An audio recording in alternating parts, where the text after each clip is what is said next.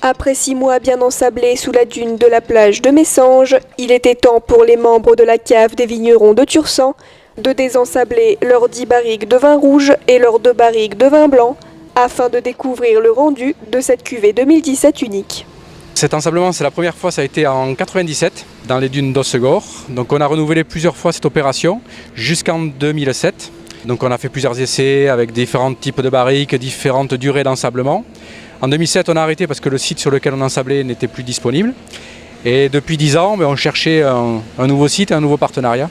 Et on a trouvé naturellement ce partenariat avec la commune de Messanges et avec l'ONF pour apporter aussi une garantie sur le respect de la dune et de la nature. Ça requiert des moyens assez gros, mais là c'est aussi avec la commune de Messanges, avec l'entreprise de l'Ossu qui vient également pour participer à ce projet-là. Il faut faire les choses dans les règles de l'art, en respectant le milieu naturel. C'était aussi la base et la volonté. Voilà, donc ça nécessite des moyens et du temps. L'ONF a fait une analyse préalable d'impact pour éviter tout problème, et donc on est bien dans un secteur donc très limité qui est en plus une piste de sécurité, donc qui sert au roulage des engins de service. Donc voilà, on a naturellement sélectionné un secteur sans enjeu environnemental. Après quelques heures de creusage, les premières barriques ont été découvertes, un moment toujours très attendu par les vignerons.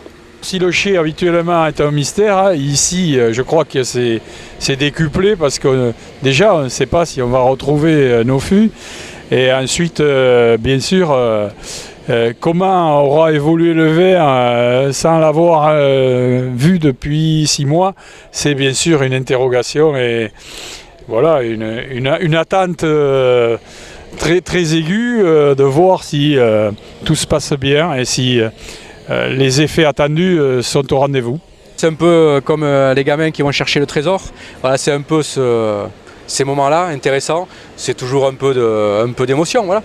Ça permet aussi de parler du vin dans d'autres conditions et aussi de parler de l'élevage en barrique, qui est un élevage spécifique pour le vin. Donc c'est un moyen aussi d'approfondir et de divulguer pourquoi on élève les vins en barrique, pourquoi le vin est un produit vivant et un produit qui évolue. Une fois les premières barriques sorties, l'heure de la révélation était venue. Les vignerons ont alors découvert le goût et l'odeur de cette première cuvée ayant vieilli sous le sable messangeau. Le blanc, pour moi, est déjà prêt à être consommé. Le vieillissement lui a permis d'acquérir quelques notes boisées très légères. Le fruit s'est préservé, mais là on arrive au moment où le vin est mature. Donc on va le mettre en bouteille très rapidement et c'est un vin qui devra être consommé dans les 12-18 mois. Et pour le rouge, c'est un petit peu inverse, le vin a gardé plus de fraîcheur, plus de fruité, il a évolué moins vite. C'est un petit peu ce qu'on avait constaté les fois précédentes. Le blanc mature plus vite et le rouge, c'est un élevage plus doux et plus lent.